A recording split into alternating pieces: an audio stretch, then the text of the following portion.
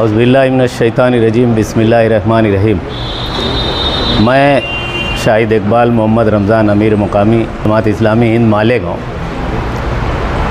वक्फ़ तरमीमी bill जो government ने दोनों ऐवानों में पास कर लिया, वक्फ़ तरमीमी बिल 2025 जो गवर्नमेंट ने दोनों ऐवानों में पास कर लिया और उसके बाद सदर की दस्तखत भी हो गई। इस तरीके से वो एक कानून बनकर नाफिज हो गया।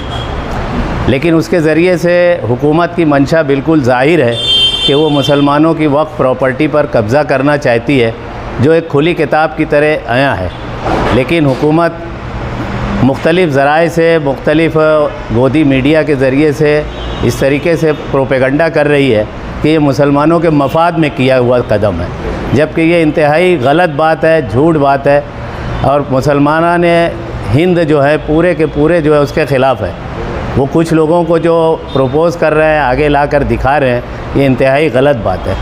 All India Muslim personal law board, जिसका हिस्सा मुल्क की तमाम मुस्लिम जमातें उसका हिस्सा है, जिसमें जमात इस्लामी हिंद भी उसका एक बड़ा हिस्सा है, वो उसके साथ में मुस्लिम पर्सनल लॉ बोर्ड के साथ में है। और मालेगांव में जो मालेगांव एक्शन कमेटी बराए तहफ़्फ़ुज़ औक़ाफ़ जो बनी है, उसमें भी हम पूरे ज़ोर और शोर के साथ जो कुछ तहरीक वक्फ़ के ख़िलाफ़ चलाई जाएगी, उसमें हम पूरे तौर पर साथ में हैं। और अवामुन्नास से, ख़ास तौर से मुसलमानाने मालेगांव से अपील करते हैं कि आप तमाम लोग जो 28 तारीख़ का ख़वातीन का प्रोग्राम और 29 तारीख़ का मर्दों का जो प्रोग्राम एहतजाजी जलसा है, उसमें कसीर तादाद में शरीक हों और वक्फ़ तरमीमी बिल के ख़िलाफ़ अपने एहतजाज को दर्ज कराएँ। उसके अलावा उसके बाद वाले दिन यानी 30 तारीख़ को बुध के दिन जो है रात में 9 से 9:15 के दरमियान में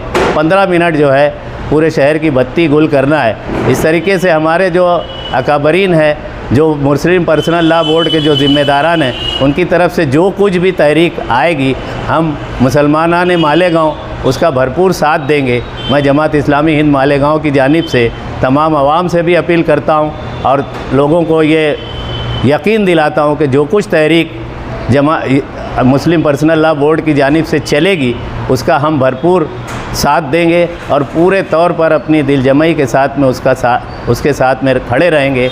आप तमाम से भी अपील है कि आप इसमें शामिल हो। शुक्रिया।